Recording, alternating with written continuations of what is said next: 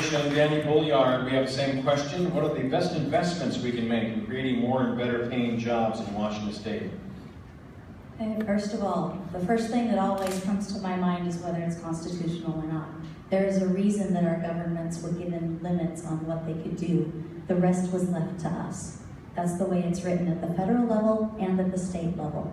So the more we keep putting in new laws, new regulations, the more our businesses have to follow those regulations and are hampered from coming up with those new solutions and new ideas.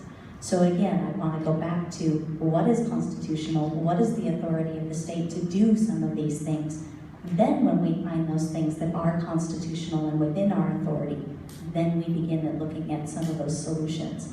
Again, when we get into the business ideas, give our businesses freedom to expand. Right now, there are so many of these little details about how they're being required to function, what they're allowed to do, what they're not allowed to do, and it's stopping their ability to succeed and to build on those finances. One of the local restaurateurs around here that I was speaking with was talking about not being able to hire some of our senior citizens that would like to work for him because they don't have the technology background, and he can only afford to hire someone who has that technology background because they have to serve so many different jobs.